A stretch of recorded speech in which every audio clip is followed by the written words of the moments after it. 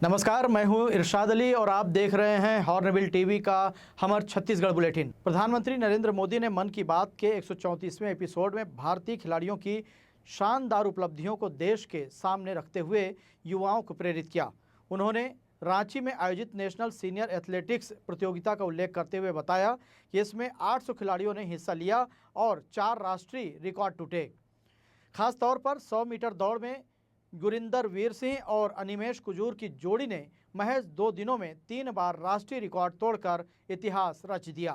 मन की बात के दौरान छत्तीसगढ़ के जशपुर जिला निवासी कीर्तिमान स्थापित करने वाले खिलाड़ी अनिमेश कुजूर और उनके जोड़ी गुरिंदर वीर सिंह से पीएम ने चर्चा की। प्रधानमंत्री ने दोनों खिलाड़ियों से बातचीत में उनकी मेहनत, संघर्ष और जज्बे की सराहना की। खिलाड़ियों ने बताया कि उन्होंने आलोचनाओं को चुनौती में बदलकर साबित किया कि भारतीय भी स्प्रिंट में विश्व स्तर पर बेहतर प्रदर्शन कर सकते हैं। मन की बात में छत्तीसगढ़ के जशपुर जिले के खिलाड़ी का जिक्र आने पर मुख्यमंत्री विष्णुदेव साय ने खुशी जाहिर की। दोनों से मैं जानना चाहूँगा और मन की बात के श्रोता भी सुनना चाहेंगे कि कौन सा जज्बा था, क्या जीत थी, क्या सोचा था और कैसे कर रहे थे? सर, मुझे तो सारे लोग बोलते थे कि जब मैं 2021 में चालू किया एथलेटिक्स तो मुझे बोलते थे कि देख ये नया नया फील्ड है, तू कर पाएगा कि नहीं। तो मैं बोला कि अब मैं इस फील्ड में घुसा हूँ तो करूँगा ही। मेरे पापा भी हमेशा मुझे बोलते थे कि तू इस फील्ड में घुसा है तो कभी पीछे मुड़ के देखना मत, क्योंकि सोचते तो सभी हैं कि ये करना है वो करना है, बट करके बहुत कम ही दिखाते हैं। तू बस इस फील्ड में घुसा है तो इस पे अमल रहना, इस पे आगे बढ़ना है। मेरी तरफ से आपको बहुत बहुत बधाई, मेरी बहुत बहुत शुभकामनाएं और आप देश का नाम भी रोशन करेंगे, मुझे पूरा विश्वास है। आप ऐसे ही मेहनत करते रहिए, बहुत प्रगति होगी। बहुत बहुत शुभकामनाएं मेरी। शुक्रिया सर, शुक्रिया आपका सर। बहुत बहुत धन्यवाद। आज बड़ी खुशी की बात है कि पिछले कई बार के मन की बात में छत्तीसगढ़ का लगातार जिक्र माननीय प्रधानमंत्री जी कर रहे हैं। आज भी छत्तीसगढ़ का जिक्र हुआ है। एक तो छत्तीसगढ़ और जिस ज़िले से हम आते हैं जशपुर, वहाँ के अनिमेश कुजूर हैं। जशपुर ज़िले के घोटांगर के रहने वाले हैं, लेकिन उड़ीसा से वो खेलते हैं। एथलेटिक्स चैम्पियनशिप में 200 मीटर और 400 मीटर में राष्ट्रीय रिकॉर्ड बनाए हैं और जिनका गुरविंदर जी के साथ में बड़ी दोस्ती है, उनका जिक्र माननीय प्रधानमंत्री जी ने किया है। हम छत्तीसगढ़ की 3 करोड़ जनता की तरफ से उनका बहुत धन्यवाद करते हैं, उनका आभार व्यक्त करते हैं। और मन की बात में माननीय प्रधानमंत्री जी जो देश में नए नए नवाचार लोगों के द्वारा होते हैं, प्रेरणादायक कार्य होते हैं, उनका जिक्र करते हैं। पूरे देशवासी उससे प्रोत्साहित भी होते हैं और वो लोग भी देश के लिए, समाज के लिए कुछ करने का उनको प्रेरणा मिलता है। तो आज छत्तीसगढ़ में एक जो मल्हार है, वहाँ का जो ताम्रपत्र है उसका भी जिक्र माननीय प्रधानमंत्री जी ने किया है। 3 ताम्रपत्र मल्हार से मिले हैं, बिलासपुर मल्हार से, उसका भी जिक्र है। उसके लिए भी माननीय प्रधानमंत्री जी का बहुत बहुत धन्यवाद करते हैं। और आप लोगों के माध्यम से सबसे हमारा यही आग्रह होगा कि निश्चित रूप से माननीय प्रधानमंत्री जी का मन की बात हर महीने। प्रधानमंत्री ने कहा कि यह सकारात्मक प्रतिस्पर्धा और खेल भावना देश को आगे ले जाएगी। उन्होंने युवाओं से अपील की है कि वे खेलों में हिस्सा लें और लगातार मेहनत कर देश का नाम रोशन करें। इसके साथ ही देश में पड़ रही भीषण गर्मी को ध्यान में रखते हुए सतर्क रहने की देशवासियों से अपील की। Bureau report, Raipur. बिलासपुर सहित पूरे छत्तीसगढ़ में बिजली की चरमराई व्यवस्था को लेकर केंद्रीय राज्य मंत्री और बिलासपुर सांसद तोखन साहू का गुस्सा फूट पड़ा।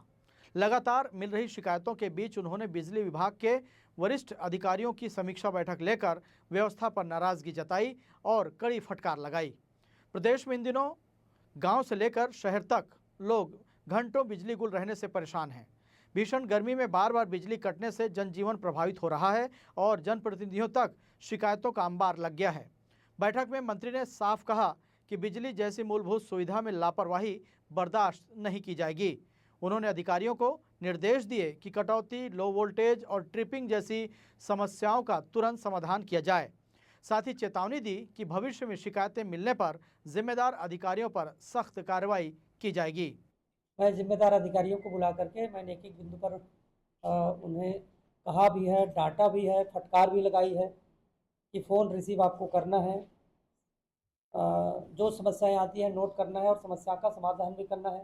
मेंटेनेंस यदि हुआ है तो कहाँ हुआ है, मेंटेनेंस होने के बाद इस तरह की समस्या नहीं आनी चाहिए। बिजली की व्यवस्था को कैसे ठीक करना है, ये आगे भविष्य में आपकी क्या प्लानिंग है, मुझे आप सारा चीज़ बताओ और मैं माननीय मुख्यमंत्री जी को भी अवगत कराऊंगा। मैंने स्पष्ट कहा है कि शिकायत नहीं आनी चाहिए, यदि शिकायत आती है तो जवाबदार तुम लोगों को अधिकारी नपेंगे। हमने आज से अभी से बिजली की व्यवस्था को ठीक करने के लिए कहा है कि किसी भी प्रकार की कोई लापरवाही बर्दाश्त नहीं होगा। सूरजपुर जिले के शिवनंदनपुर नगर पंचायत चुनाव प्रचार में पहुंचे उप मुख्यमंत्री अरुण साव ने कांग्रेस पर तीखा हमला बोला। सभा को संबोधित करते हुए उन्होंने भाजपा प्रत्याशियों के पक्ष में मतदान की अपील की और विकास के नाम पर समर्थन मांगा। उन्होंने कहा कि शिवनंदनपुर को नगर पंचायत का दर्जा भाजपा सरकार ने दिया और इसे स्वच्छ व विकसित नगर बनाया जाएगा।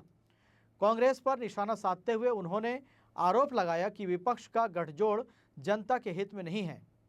उप मुख्यमंत्री ने दावा किया कि जनता भाजपा के विकास कार्यों पर मुहर लगाकर कमल खिलाएगी।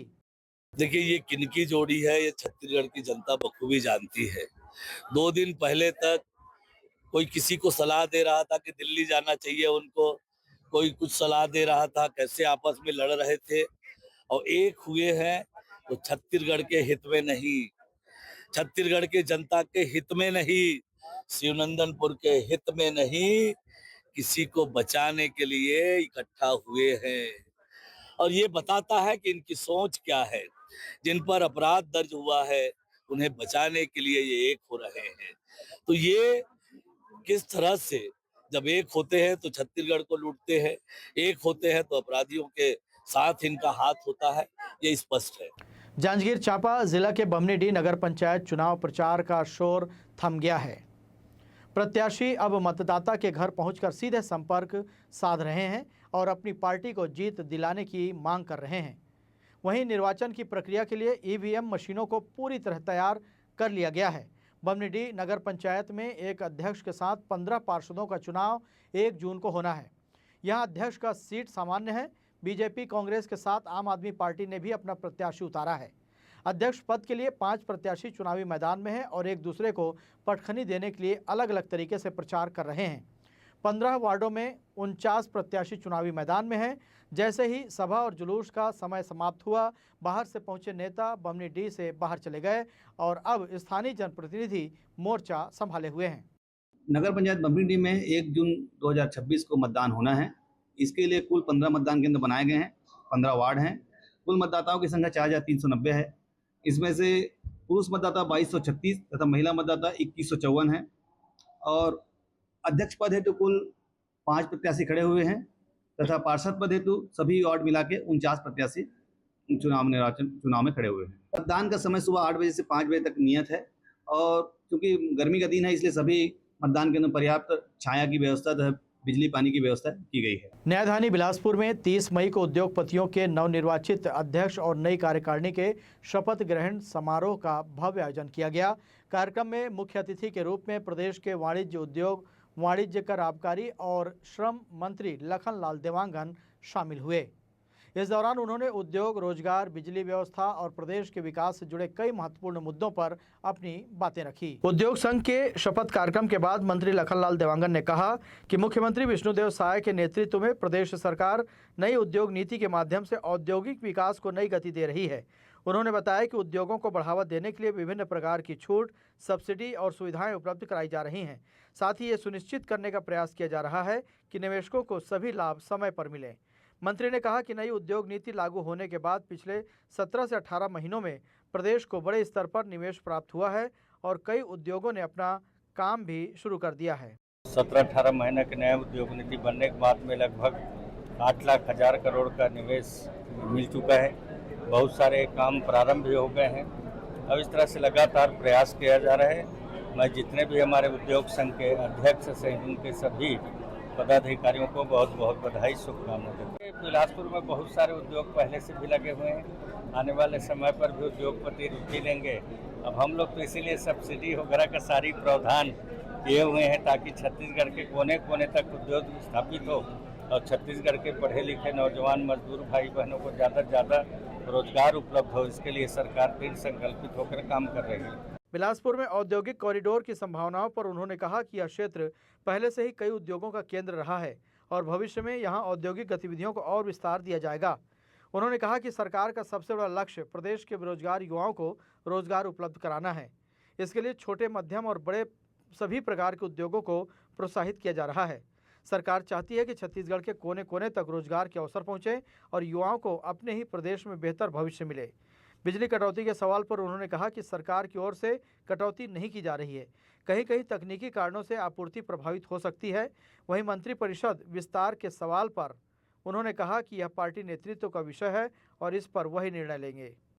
बिजली कटौती तो छत्तीसगढ़ में पावर कट है, कहीं पर भी बिजली कटौती सरकार की तरफ से नहीं है। बाकी कोई टेक्निकल फॉल्ट होने के कारण होता है बिजली। ऐसे हम ही लोग कोरबा से आए हैं, अभी कोरबा में बहुत ही बड़ा तेज आंधी तूफान पानी हुआ है, तो घंटा थोड़ा तकलीफ तो होता है और टेक्निकल फॉल्ट के कारण कहीं कहीं बिजली पर।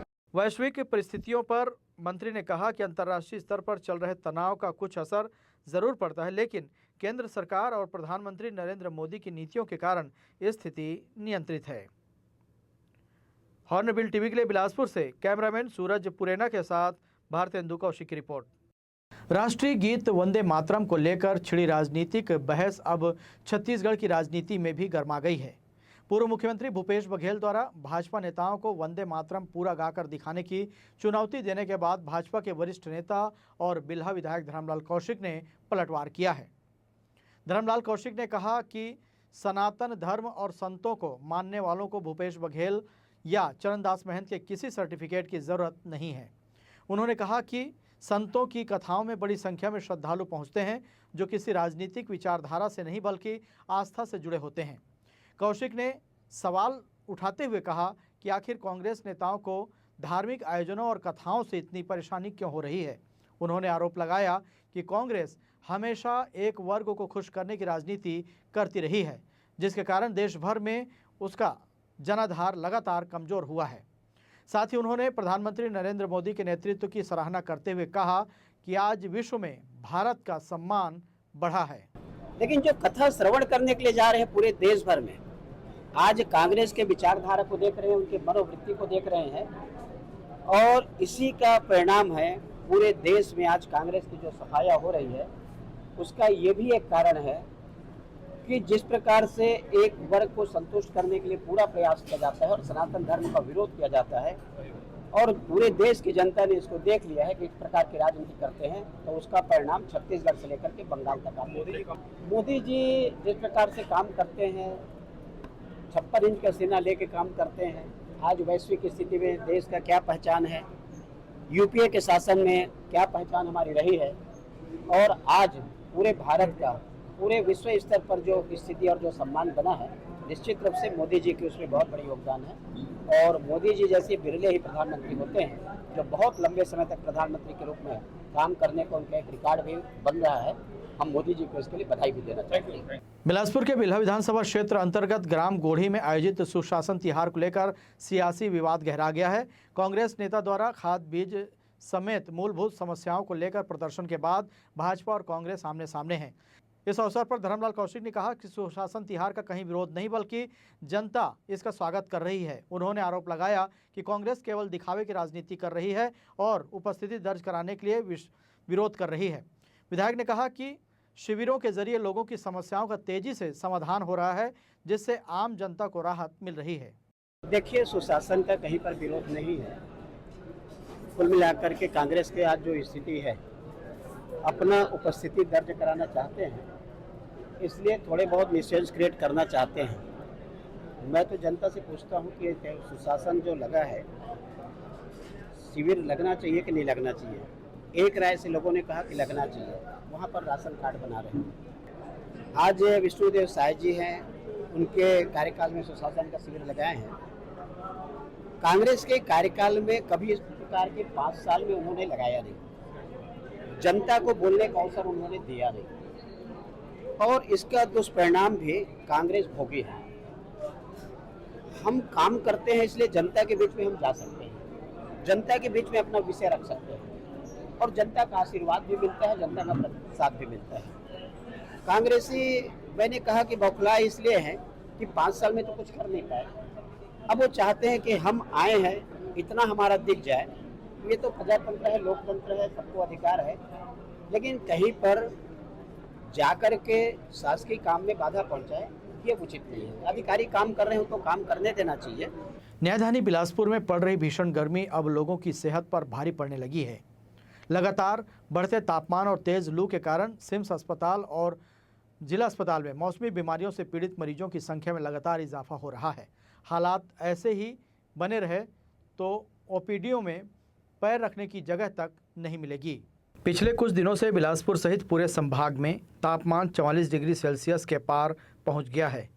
चिलचिलाती धूप और गर्म हवाओं के चलते बड़ी संख्या में लोग हीट स्ट्रोक, डिहाइड्रेशन, कमजोरी, चक्कर आने और अत्यधिक थकान जैसी समस्याओं का शिकार हो रहे हैं। खासकर धूप में काम करने वाले मजदूर, किसान, बुजुर्ग और बच्चे सबसे ज़्यादा प्रभावित नजर आ रहे हैं। सिम्स अस्पताल में रोजाना ऐसे मरीज बड़ी संख्या में पहुंच रहे हैं जिन्हें पानी की कमी और लू लगने की शिकायत है। डॉक्टर मरीजों को प्राथमिक उपचार के साथ ORS और आवश्यक दवाइयां उपलब्ध करा रहे हैं। अस्पताल प्रबंधन ने भी बढ़ते मामलों को देखते हुए विशेष सतर्कता बरतनी शुरू कर दी है। सिम्स के अधीक्षक डॉक्टर लखन सिंह ने बताया कि गर्मी से जुड़ी किसी भी शिकायत को हल्के में नहीं लिया जा रहा है।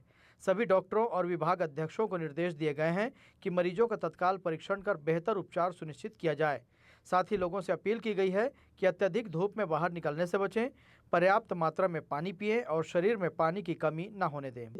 मौसमी बीमारी जैसे हमारे पास अभी 2 इसके पहले जो जिसको हम लोग सामान्य भाषा में गाज गिरने से बोलते हैं, लाइटनिंग बोलते हैं, उसकी वजह से आए थे। उसके लिए भी बर्न वार्ड में एडमिट कर उनको इलाज किए थे। दोनों सामान्य इंजरी थे, लेकिन इस तरह की कुछ अभी घटनाएं बढ़ जाती है बारिश के समय में आने के पहले, तो उनको स्पेशल मतलब प्रिकॉशंस लेनी चाहिए, बाहर नहीं होना चाहिए। यदि बाहर है भी तो जहाँ पर लाइटनिंग की संभावना है वहाँ पर उस जगह में जाने के अवॉइड करना चाहिए।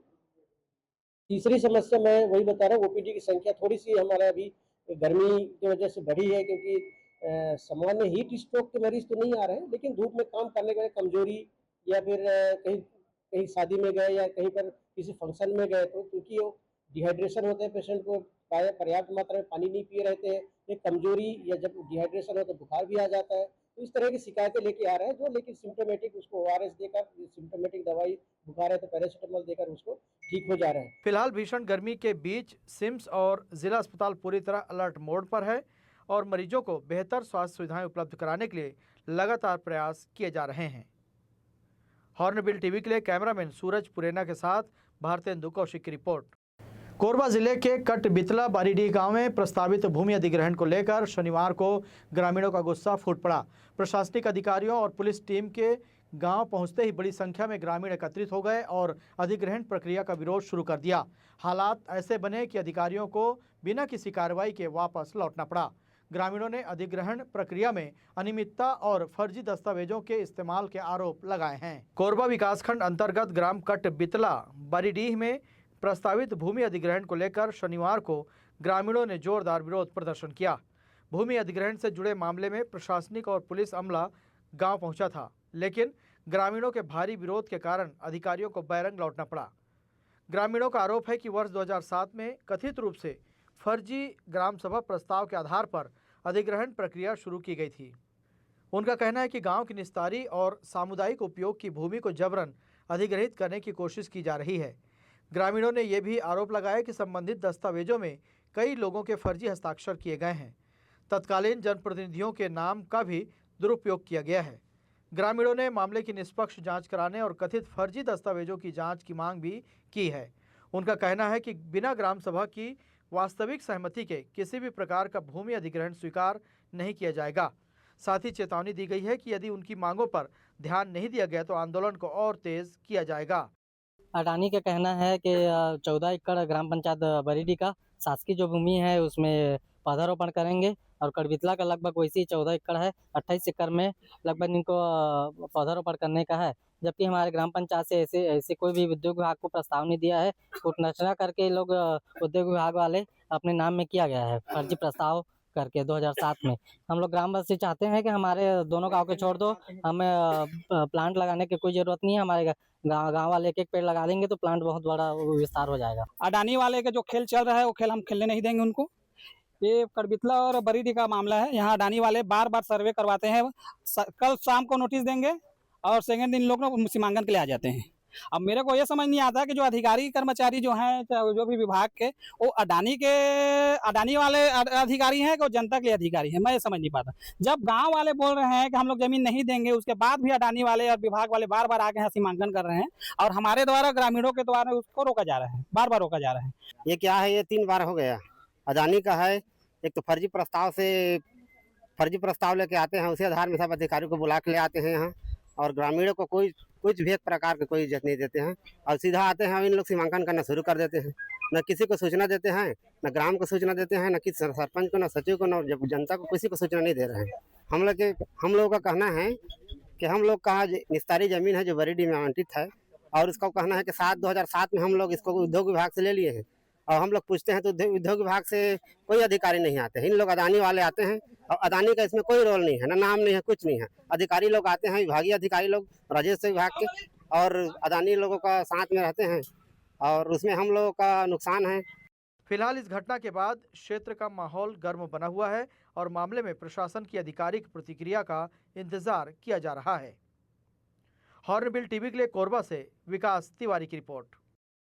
शनिवार को प्रदेश के विभिन्न जिलों में मौसम ने करवट ली और जोरदार आंधी के साथ बारिश भी हुई। गौरेला, पिंडरा, मरवाही में तेज आंधी तूफान के साथ हुई झमाझम बारिश और ओलावृष्टि से लोगों को भीषण गर्मी से राहत मिली। बारिश के बाद तापमान में गिरावट दर्ज की गई, जिससे मौसम खुशनुमा हो गया। तेज हवाओं और बारिश के कारण गौरेला जिले के कई क्षेत्रों में जनजीवन प्रभावित रहा। मुख्य मार्गों सहित ग्रामीण इलाकों में विद्युत आपूर्ति बाधित हो गई। कई स्थानों पर पेड़ टूटकर गिर गए, जिससे आवागमन में भी परेशानी हुई। बिजली विभाग की टीम प्रभावित क्षेत्रों में विद्युत आपूर्ति बहाल करने में जुटी रही। गौरेला रेलवे स्टेशन परिसर में स्थित जीआरपीएफ चौकी को भी आंधी तूफान का सामना करना पड़ा। तेज हवाओं और बारिश के चलते चौकी की छत उड़ गई, जिससे भवन, कंप्यूटर सहित अन्य दस्तावेजों को नुकसान पहुंचा है। कोरबा जिले के कटघोरा सामुदायिक स्वास्थ्य केंद्र में स्वास्थ्य सुविधाओं की पोल खुलती नजर आ रही है। भीषण गर्मी के बावजूद वार्डों में कूलर बंद पड़े हैं, जिससे मरीज और उनके परिजन गर्मी से बेहाल हैं। सरकार द्वारा अस्पतालों में एसी और ठंडी व्यवस्था के दावे यहां पूरी तरह फेल दिखाई दे रहे हैं। वहीं ड्यूटी के दौरान ओपीडी चेंबर में स्टाफ द्वारा बर्थडे केक काटने और रील बनाने का वीडियो भी वायरल हुआ है, जिसने व्यवस्था पर सवाल खड़े कर दिए हैं। अस्पताल परिसर में फैली गंदगी से संक्रमण और महामारी का खतरा भी बढ़ गया है। मामले के तूल पकड़ने के बाद स्वास्थ्य विभाग हरकत में आया। सीएमएचओ डॉक्टर एसएन केसरी ने जांच के निर्देश दिए हैं। मरीजों के परिजनों ने भी व्यवस्था में जल्द सुधार की मांग की है।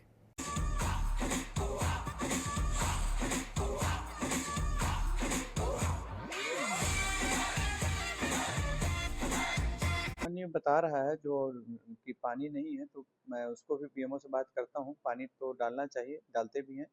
और गंदगी की बात है तो पिछवाड़ा हॉस्टल का पीछे का भाग दिखा रहा है वीडियो में, न पीछे की नाली है, तो वो पीछे के भाग में गंदगी क्यों है उसको भी लोकल नगर पंचायत से बात करके उनको निर्देश दें कि सफाई कराएं, और अपने यहाँ जो स्वीपर अगर होंगे तो उनसे भी सफाई कराएं। हॉस्पिटल के अंदर तो साफ दिख रहा है, अंदर में कोई गंदगी नहीं दिख रही है। बाहर जरूर बाहर के भाग में गंदगी और नाली में गंदगी दिख रही है। हाँ, नहीं आपने अभी दिखाया है वो रील को, तो उसमें स्टाफ लोग पर्दा लगा हुआ है और तो कोई पेशेंट वगैरह नहीं है। ये क्लियर नहीं हो पा रहा है कि वो किस जगह पे मना रहे हैं, ओपीडी है कि घर है कि किसी का प्राइवेट घर है कि क्या है। तो फिर भी मैं बीएमओ से बात करके देखूंगा क्या है, कैसा है ये चीज़ का। उसमें तो जो दिख रहा है उसमें कमरा बंद है और एक पर्दा लगा हुआ है, कहीं पे ना कोई मरीज है ना कोई, तो इससे क्लियर नहीं हो पा रहा है कि हॉस्पिटल है भी कि नहीं है। तो मैं बात करके इसको देखूंगा क्या शिकायत है इसके पीछे। अभी हम लोग आए थे हॉस्पिटल में, तो यहाँ बहुत ज़्यादा गंदगी और बदबू आ रहा है। ना बाथरूम साफ़ है, ना ही किसी प्रकार का कोई छिड़काव हो रहा है। पीछे नाली पूरा गंदगी से भरा पड़ा हुआ है और गर्मी में हमारे पेशेंट लोगों का हाल बेहाल है। इसमें कोई भी कूलर में पानी तो दिखा ही नहीं, और जो महिला वार्ड है उस वार्ड में तो पानी मतलब कूलर का भी व्यवस्था नहीं है। और यहाँ डॉक्टर का रील सोशल मीडिया में अभी वायरल हुआ है, जो ओपीडी के समय में बर्थडे पार्टी डांस सेलिब्रेट कर रहे हैं। इस तरह से कटघोरा का सामुदायिक स्वास्थ्य केंद्र का हाल है। बिलासपुर में मारपीट के एक मामले में युवक की मौत के बाद पुलिस ने 4 आरोपियों के खिलाफ गैर इरादतन हत्या का मामला दर्ज किया है। जानकारी के अनुसार ईश्वर गोंड के साथ कुछ दिन पहले मारपीट हुई थी, जिसके बाद उसे अस्पताल में भर्ती कराया गया, जहां इलाज के दौरान उसकी मौत हो गई। पोस्टमार्टम रिपोर्ट में शरीर पर चोट के निशान मिलने के बाद पुलिस ने मामला दर्ज किया। 2 आरोपियों को गिरफ्तार कर लिया गया है, जबकि 2 फरार हैं। उनकी तलाश लगातार जारी है और जल्द गिरफ्तारी का दावा किया जा रहा है। हाँ, ये एक मृतक हैं ईश्वर गोंड 37 साल के, जिनको कल हॉस्पिटल में इलाज हेतु एडमिट कराया गया था। बाद में इलाज के दौरान उनकी मृत्यु हो गई है। जो उनके शरीर में चोट के निशान थे, तो 4 लोग हैं जो उनके साथ मारपीट किए थे। पोस्टमार्टम में आया है, मृत्यु का कारण जो है उनका क्रोनिक अल्कोहल की वजह से जो लीवर और स्प्लीन वगैरह में जो पूर्व में खराबी थी, बीमार चल रहा था व्यक्ति, उसके वजह से हुई है। परंतु तत्कालिक कारण जो मारपीट की वजह से भी उसमें होना दिख रहा है, तो उसमें थाना तोरुआ में गैर इरादतन हत्या का मामला पंजीबद्ध किया गया है और 2 आरोपियों को गिरफ्तार किया गया है। बाकी 2 की तलाश की जा रही है, शीघ्र गिरफ्तारी की जाएगी। आज के बुलेटिन में बस इतना ही। इरशाद को दीजिए इजाज़त। देखते रहिए हॉर्नबिल टीवी।